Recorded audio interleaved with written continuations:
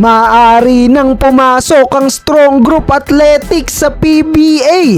Another independent team na naman kaya pag nangyari to, at kayang-kayang bumuo ng malakas at competitive na team sa liga. At lakay rin sa bando, back to KBL na ba ulit, habang si QMB Japan bound ang possible destination. Pero bago tayo magsimula, huwag kalimutang mag-subscribe. Pindutin mo na din ang notification bell para sa mga basketball updates. Isa sa magiging kapanapanabik at siguradong possible na aabangan ng mga Pilipino basketball fans ay ang posibleng pagpasok ng Strong Group Athletics sa PBA. Napapabalita kasi ng ilan sa board member ng Philippine Basketball Association ay hinihikayat na pumasok ang SGA sa liga. Hindi na bago sa atin ang ball club na to at founded ng kilalang Pilipino billionaire na si Frank Lau. Dahil makailang beses na rin nila inirepresenta ang Philippine team sa iba't ibang international club tournaments. Sila rin ang isa sa sponsor ng iba't ibang college team sa UAAP at NCAA. Isa sa main reason kung bakit hinihikayat nila na pumasok ang Strong Group Athletics sa PBA, bukod sa fanbase na madadala ng Strong Group PH, ay sigurado na kakayanin nilang makabuo ng isang competitive at independent team sa PBA.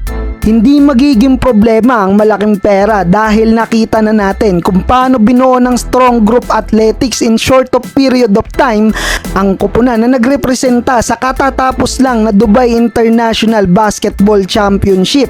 Solid ang lineup na to. Imagine, napalaro nila sa SGA ang former NBA star player na si DeMarcus Cousins. Puntahan naman natin sila kay Ren sa bando. Matapos ang impressive performance ni Ren sa Strong Group Athletics sa Dubai, napapabalita na kamakailan lang pinipilahan si Ren sa bando ng mga ilan sa MPBL teams. Etong Abra Weavers ang unang nagpakita ng interes kay Abando at nag-offer ng 800k a month, habang ang Basila naman ay handang magbayad ng 1.5 million pesos a month. Matatandaan na nag-part ways sila kay sa mother team nito na Anyang KJC, and currently ayon sa pinaka-latest report mula sa isang KBL insider, pinag-iisipan na ng JKJ Club kung dapat pa ba nilang i-renew ang kontrata ni Javi Gomez Deliano at i-recruit si Ren sa bando pagpasok ng May. Well, magiging factor pa rin dyan ang kontrata na i-offer ng Anyang JKJ.